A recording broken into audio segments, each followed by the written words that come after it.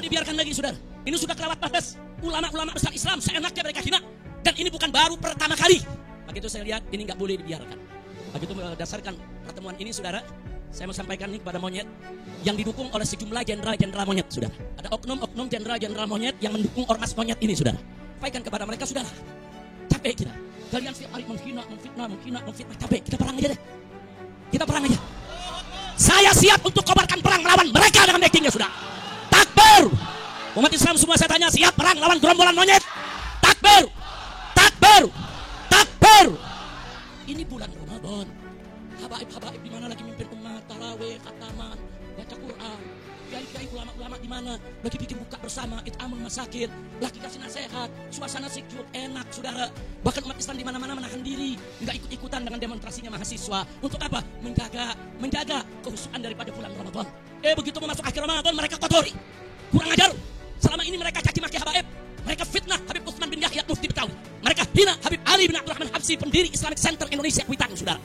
Bahkan mereka hina imam, yaitu Ahmad bin Isa Al-Muhajir. Mereka hina Imam Ubaidillah. Mereka hina Imam Al-Haddad, saudara.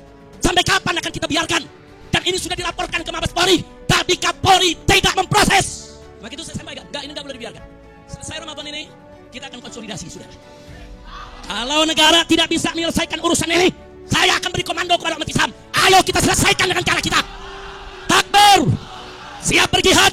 Siap habisi gerombolan monyet PKI. Takbir. Sallu ala Nabi. Habib Sayyid Idrus Salim Al-Jufri, pendiri Al-Khairat. Saking besarnya jasa beliau, saudara, sampai-sampai itu bandara yang ada di Palu dikasih nama-nama beliau. Saking besarnya jasa beliau dalam dunia pendidikan. Tapi apa yang terjadi, saudara? Ada sekelompok orang yang dengan enaknya menghina beliau, merendahkan beliau, nggak tahu apa jasa beliau. Yang membangun ratusan madrasah di Sulawesi di saat itu keadaan masih sulit, kendaraan masih sulit, jauh dari ibu kota. Tapi beliau berjuang mencerdaskan rakyat Sulawesi, rakyat Maluku, dan Indonesia Timur dan sekitarnya, saudara. Saya mau tanya, kira-kira kalau ada orang yang seperti ini menghina-hina ulama, menghina-hina pejuang kita, kurang ajar atau tidak? Kurang ajar atau tidak? Makanya kita nggak mau tahu nih, saudara. Kita nggak mau tahu. Kita minta supaya Fuad Pleret yang menghina daripada guru tua supaya dipenjara, dihukum seberat-beratnya, saudara. Setuju? Setuju? Karena kalau ngina guru tua bukan hanya ngina beliau, bukan hanya ngina keluarganya, tapi ngina masyarakat Sulawesi, saudara. Karena beliau guru di Sulawesi. Kami adalah majikan kalian. Kami adalah pemilik bangsa. Kami adalah pemilik kedaulatan Indonesia, saudara. Karena di dalam tubuh kami mengalir darah suci kakek kami, Rasulullah. Diam, saudara.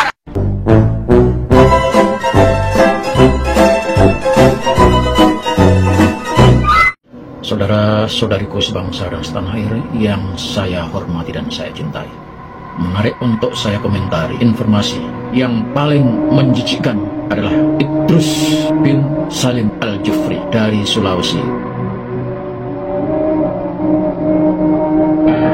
Sungguh luar biasa upaya para imigran Yaman ini untuk melenyapkan sejarah bangsa Indonesia. Mereka mencoba mengaburkan para nenek moyang bangsa dengan disisipkannya orang-orang dari golongan mereka. Apakah kita akan bernasib seperti Malaysia menjadi Malaides? Apakah Indonesia akan mempunyai julukan baru yaitu Indo-Yaman? Sahabat Puja Sumatera, apakah kalian setuju jika nama Bandara Sis Al-Jufri di Palu diganti? Apakah yang terjadi? Sebuah pertanyaan yang sederhana, namun di dalamnya tersembunyi sebuah dilema besar yang berkaitan dengan sejarah, identitas, dan kebanggaan kita sebagai bangsa. Dulu nama bandara di Palu adalah Bandara Mutiara Palu. Nama ini melambangkan kejayaan masyarakat asli Sulawesi, bahwa mereka adalah mutiara di tanah Kaili. Namun kini, tanpa banyak yang menyadarinya, nama itu telah digantikan dengan nama yang bukan mencerminkan karakter asli Sulawesi, melainkan Habib Idrus bin Salim Al-Jufri. Tanpa orang Sulawesi sadari, mereka telah menghapus nama-nama leluhur Nusantara dan menggantinya dengan nama yang berasal dari klan imigran Yaman. Ini bukan sekedar perubahan nama, tetapi sebuah upaya sistematis untuk menghapus jejak sejarah pribumi dan menggantikannya dengan identitas baru yang berasal dari luar Nusantara. Tanpa banyak disadari oleh masyarakat Sulawesi sendiri, perubahan nama ini telah menenggelamkan sejarah para pendahulu Nusantara, menghilangkan jejak para leluhur yang telah membangun peradaban di Sulawesi, jauh sebelum kedatangan klan dari luar. Mungkin bagi sebagian orang, ini hanyalah perubahan nama semata. Namun bagi mereka yang memahami sejarah, ini adalah awal dari penghapusan identitas lokal, awal dari tenggelamnya leluhur kalian. Sahabat sejarah, kita harus menyadari bahwa nama memiliki kekuatan. Nama adalah warisan, nama adalah identitas. Ketika sebuah nama dilupakan, maka secara perlahan generasi mendatang akan kehilangan keterkaitannya dengan sejarah mereka sendiri. Inilah yang terjadi ketika SIS dijadikan nama bandara di Sulawesi. Klan Ba'alawi merupakan kelompok keturunan Hadramaut Yaman yang sejak dulu telah menyebar di berbagai daerah Nusantara dalam misi peredaman rakyat pribumi. Mereka memiliki nama marga khas yang dapat dikenali, diantaranya Al-Jufri, Al-Atos, As-Segaf, bin Yahya, Al-Habsyi, Al-Kaf, Al-Qadri, Al-Muhdor, Aidit, Jindan, Smith, dan lainnya. Mungkin karena adanya polemik nasab, banyak para Habib saat ini malu dengan gelar Habib. Mereka mengganti nama mereka dan anak-anaknya dengan Sayyid. Meskipun klan Ba'alawi mulai mengganti gelar Habib dengan Sayyid, nama marga mereka tidak dapat menipu, kecuali mereka membuang nama marga mereka. Karena perlu kalian tahu bahwa Sayyid adalah gelar untuk keturunan Nabi dari Hijaz, alias keturunan Nabi asli, sedangkan Habib adalah panggilan Belanda kepada para mufti agung Yaman, keturunan Nabi palsu. Sayyid Idrus Salim, yang disingkat menjadi SIS, adalah sebuah penyamaran halus yang dalam 100 tahun mendatang mungkin akan menimbulkan pertanyaan. Apa sih kepanjangan SIS itu? Generasi masa depan akan bertanya-tanya dan mencari tahu, hingga akhirnya yang mereka temukan hanyalah nama seseorang Habib yang berasal dari Yaman. Dan pada saat itu, nama-nama leluhur asli Nusantara akan semakin terkubur, semakin dilupakan, semakin hilang dari ingatan. Sahabat Puja Sumatera, apakah kalian tahu bahwa Bung Karno telah memahami sepak terjang klan Ba'alawi ini sejak lama? Dalam bukunya, Di Bawah Bendera Revolusi, Bung Karno menyinggung tentang Hadramautisme, sebuah istilah yang menggambarkan bagaimana pengaruh klan dari Hadramaut mulai meresap ke dalam kehidupan politik dan sosial di Indonesia. Bung Karno sebagai seorang politisi ulung tentu memahami bahwa ada pihak-pihak yang dapat berjalan seiring dengan perjuangan bangsa, namun ada pula yang perlahan mencoba mengubah arah sejarah. Apa yang kita saksikan hari ini bukanlah kejadian yang berdiri sendiri.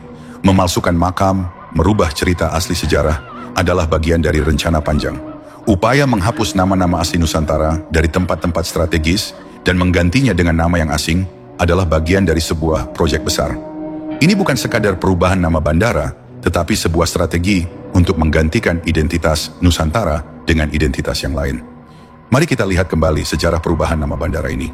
Sejak 1954, ketika bandara ini mulai beroperasi dengan nama Bandara Masovu, kemudian berubah menjadi Bandara Mutiara atas pemberian nama dari Bung Karno, semuanya masih menggambarkan identitas asli daerah ini. Namun pada 28 Februari 2014, Menteri Perhubungan Evert Ernest Mangindaan menandatangani surat keputusan yang mengubah nama Bandara Mutiara menjadi Bandara Mutiara SIS Al-Jufri. Proses ini disaksikan oleh Gubernur Sulawesi Tengah Longki Janggola, pejabat Kementerian Perhubungan, serta keluarga besar Al-Khairat, yang merupakan organisasi keagamaan dengan pengaruh kuat dari klan Ba'alawi. Sebuah keputusan yang mungkin tidak banyak ditolak, karena kurangnya kesadaran sejarah dari masyarakat setempat. Sebuah keputusan yang mungkin dianggap sepele, namun sebenarnya memiliki dampak jangka panjang terhadap identitas bangsa dan kesadaran sejarah. Sahabat Puja Sumatera, apakah kalian buta terhadap sejarah? Apakah kalian tuli terhadap warisan leluhur? Ataukah kalian memang bangga dengan hilangnya jejak para pendahulu asli Nusantara?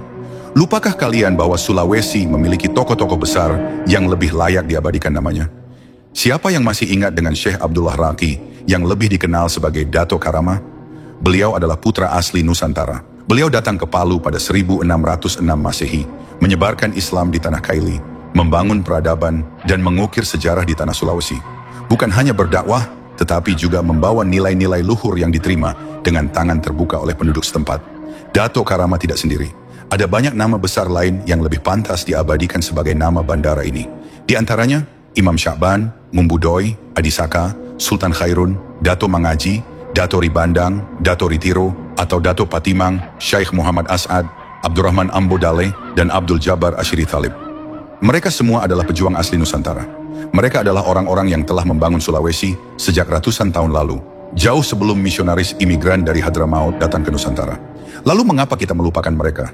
Mengapa kita membiarkan nama-nama leluhur asli ditenggelamkan dan tergantikan oleh nama yang bukan berasal dari akar budaya kita sendiri? Oleh karena itu, sahabat sejarah, kita harus bergerak. Bandara SIS Al-Jufri Palu harus dikembalikan namanya. Bukan dengan nama orang asing, bukan dengan nama yang menenggelamkan sejarah lokal, tetapi dengan nama yang benar-benar mencerminkan kebanggaan dan identitas Sulawesi. Mungkin admin dapat mengusulkan nama bandara yang lebih pantas ciri khas Nusantara. Pertama, Bandara Mutiara Sar Dato Karama. mengabadikan nama penyebar Islam pertama di Palu, seorang ulama dan pejuang yang membawa peradaban ke tanah Sulawesi. Kedua, Bandara Mutiara Dato Patimang, mengabadikan salah satu dari 3 dato yang berjasa dalam Islamisasi Sulawesi. Tahukah kalian, wahai anak-anak Sulawesi, dengan mengganti nama bandara ini kembali ke identitas asli Nusantara, kita tidak hanya menjaga sejarah, tetapi juga menyelamatkan generasi 100 tahun mendatang, agar mereka tidak kehilangan nenek moyang mereka sendiri, sehingga akar budaya, tradisi dan adat mereka tetap terjaga dan tidak digeser oleh bangsa lain. Semoga saja video ini tersampaikan kepada Bapak Gubernur Sulawesi, agar mengikuti jejak Bapak Gubernur Jawa Barat, Kang Deddy Mulyadi, untuk selalu menjunjung tinggi warisan leluhur Nusantara. Sahabat Puja Sumatera, jangan biarkan nama-nama leluhur kita hilang dari sejarah. Jangan biarkan identitas Nusantara terkikis oleh arus pengaruh asing yang terus merayap dalam senyap. Saatnya kita bangkit dan memperjuangkan nama asli Nusantara kembali. Untuk mengalahkan bangsa yang besar tidak dengan cara mengirimkan pasukan perang, tetapi dengan cara menghapus pengetahuan mereka tentang kejayaan para leluhurnya, maka mereka akan hancur dengan sendirinya. Jangan diam, suarakan, perjuangkan. Demikianlah sahabat, dikutip dari histori berbagai sumber. Jika ada dari sahabat yang memiliki pendapat berbeda, silakan tulis di komentar dengan selalu menjaga prinsip BNBR, be nice, be respectful. Bila ada kurang dan lebihnya, kami mohon maaf. Berita bertanggal 18 Maret 2025 di website Kemensos menginformasikan bahwa Kementerian Sosial bersama tim peneliti dan pengkaji gelar pusat dalam kurung TP2GP membahas pengusulan calon pahlawan nasional tahun 2025. Semangat kerukunan dan kebersamaan menjadi dasar penentuan gelar kali ini. Nah, semangatnya Presiden sekarang ini kan semangat kerukunan, semangat kebersamaan, semangat merangkul, semangat persatuan. Mikul dur mendem jeru, kata Menteri Sosial Saifullah Yusuf, Gus Ipul, di ruang rapat Menteri Selasa 18 Maret 2025. Semangat tersebut kemudian menjadi pedoman bagi anggota TP2GP yang terdiri dari staf ahli, akademisi, budayawan, perwakilan BRIN, TNI, serta Perpustakaan Nasional. Selain lintas unsur sosial, mekanisme pengusulan pahlawan nasional juga harus melalui tahapan berjenjang dari tingkat daerah hingga ke pemerintah pusat. Ada 10 nama yang diusulkan. Salah satunya adalah Habib Idrus bin Salim Al-Jufri, pendiri Al-Khairat. Usulan anugerah gelar pahlawan nasional yang dinisbatkan kepada Habib Idrus bin Salim Al-Jufri pernah ditolak. Penolakan itu bukan semata-mata karena status kewarganegaraan pendiri perguruan Islam Al-Khairat itu. Namun ada variabel lain yang mengikutinya dan itu tidak didapatkan oleh tim peneliti, pengkaji gelar pusat TP2GP saat meneliti dokumen terkait Habib Idrus bin Salim Al-Jufri tersebut. Variabel yang dimaksudkan adalah dokumen tertulis perjuangan fisik Habib Idrus bin Salim Al-Jufri atau guru tua. Dokumen sangat jarang, bahkan tidak ada sama sekali. Ketiadaan dokumen itulah yang menyulitkan tim pengkaji dapat merekomendasikan guru tua mendapatkan gelar pahlawan nasional. M. Alfian adalah salah seorang pengkaji dokumen gelar pahlawan nasional menyampaikan itu. Dia bilang, berbeda dengan Tombolo Tutu, yang dokumen tertulis tentang perjuangan fisiknya sangat mudah didapatkan di Museum Leiden, Belanda. Sedangkan dokumen tertulis guru tua tidak didapatkan di Museum Leiden. Jadi dari dua tokoh ini ada kondisi yang sangat berbeda, kontras, di mana Tombolo Tutu dokumen tentang perjuangan fisiknya sangat mudah didapatkan di Museum Leiden, Belanda, sedangkan dokumen tertulis tentang Habib Idrus bin Salim Al-Jufri ini tidak didapatkan di Museum Leiden. Sepi, bukan sepi lagi, tidak ada sama sekali. Jadi itu membuktikan apa yang dilakukan oleh Habib Idrus bin Salim Al-Jufri bukan dalam rangka melawan penjajah Belanda, atau dengan kata lain dalam rangka membela bangsa dan negara pribumi Nusantara, tetapi hanya sekedar karya-karya biasa yang itu tujuannya adalah untuk dirinya sendiri, untuk keluarganya, tidak untuk kepentingan publik, tidak untuk kepentingan bangsa dan negara. Mengenai itu akan saya bahas di video lain, kaitannya dengan operasi clandestine, baluisasi, yamanisasi, tentang bagaimana Indonesia rencananya akan dibagi menjadi dua. Jadi, di tahun-tahun kemarin sudah nyata bahwa tidak ada dokumen tentang perjuangan fisik Habib Sis Al-Jufri melawan penjajah Belanda. Maka jangan dipaksa-paksakan, jangan dikarang-karang, jangan dimanipulasi dengan atas pertimbangan apapun yang tidak jujur. Apalagi hanya sekedar dijadikan alat negosiasi tukar guling dukungan politik. Para politisi Indonesia, sadarlah Anda tidak memerlukan dukungan dari klan Habib Alwi atau dari imigran Yaman lainnya. Mereka itu elemen yang tidak berguna. Mereka sudah jadi kartu mati semenjak adanya polemik nasab dan ba'alwisasi yamanisasi di ruang publik. Jika Anda tidak percaya, silakan minta tim Anda melakukan penelitian tentang kartu mati ini. Kembali ke perihal pengusulan calon pahlawan terhadap Habib Idrus bin Salim Al-Jufri, di tahun-tahun sebelumnya sudah ditolak. Tahun ini mari kembali kita tolak dengan lebih keras. Salah satu penolakan dari Bapak Subhan SHMH sebagaimana tertuang dalam surat berikut. Jakarta 20 Maret 2025, kepada yang terhormat Menteri Sosial Republik Indonesia Ceki atau Sisi, tim peneliti dan pengkajian gelar pusat TP2GP, alamat dianggap dibaca di Jakarta, perihal keberatan pemberian gelar pahlawan nasional atas nama Idrus bin Salim Al-Jufri asal daerah Sulawesi Tengah. Disampaikan dengan hormat, saya yang bertanda tangan di bawah ini, Haji Muhammad Subhan SHMH, warga negara Indonesia, profesi advokat, alamat dianggap dibaca, bahwa saya menyampaikan keberatan pemberian gelar pahlawan nasional atas nama Idrus bin Salim Al-Jufri dari bangsa lain, dalam kurung Arab Yaman, tinggal di Sulawesi Tengah.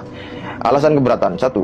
Bahwa Idrus bin Salim Al-Jufri diketahui oleh umum, notoir Feitan Notorius, orang dari bangsa lain dalam kurung Arab Yaman yang tidak memiliki bukti pengesahan sebagai warga negara Indonesia sebagaimana diatur dalam Undang-Undang Dasar 1945 Pasal 26 Ayat 1 dan Undang-Undang Nomor 12 Tahun 2006 tentang kewarganegaraan Pasal 2. 2. Bahwa menurut Undang-Undang Nomor 20 Tahun 2009 tentang gelar, tanda jasa, dan tanda kehormatan Pasal 1 Angka 4 berbunyi, pahlawan nasional adalah gelar yang diberikan kepada warga negara Indonesia atau seseorang yang berjuang melawan penjajahan di wilayah yang sekarang menjadi wilayah Negara Kesatuan Republik Indonesia, yang gugur atau meninggal dunia demi membela bangsa dan negara, atau yang semasa hidupnya melakukan tindakan kepahlawanan atau menghasilkan prestasi dan karya yang luar biasa bagi pembangunan dan kemajuan bangsa dan negara Republik Indonesia. 3. Bahwa menurut Pasal 24 Undang-Undang 20/2009, syarat utama memperoleh gelar pahlawan nasional harus warga negara Indonesia atau seseorang yang berjuang di wilayah yang sekarang menjadi wilayah Negara Kesatuan Republik Indonesia. Bahwa terbukti Idrus bin Salim Al-Jufri tidak memenuhi syarat konstitutif, yuridis, dan sosiologis mendapatkan gelar pahlawan nasional karena tidak mengakui kemerdekaan negara Republik Indonesia. Buktinya, yang bersangkutan berasal dari bangsa lain. Sampai meninggal dunia, dalam kurung 15 Maret 1892 sampai 22 Desember 1969, tidak memiliki bukti pengesahan sebagai warga negara Indonesia. Menurut profilnya, Idrus bin Salim Al-Jufri merupakan tokoh dari Sadah Balwi Yaman yang tinggal di Provinsi Sulawesi Tengah, bergerak dalam bidang pendidikan agama Islam, dan tidak ada rekam jejaknya yang bersangkutan berjuang membela bangsa dan negara Indonesia sebagaimana yang dimaksud undang-undang. Demikian keberatan ini disampaikan agar negara Republik Indonesia tidak memberikan gelar pahlawan kepada orang dari bangsa lain yang tidak memiliki bukti pengesahan sebagai warga negara Indonesia. Atas perhatiannya diucapkan terima kasih. Yang menyampaikan keberatan, HM Subhan SHMH. Demikian surat dari Bapak Subhan. Teman-teman yang lain monggo dipersilakan membacakan ini di akun YouTube masing-masing atau mempostingnya di media sosial masing-masing.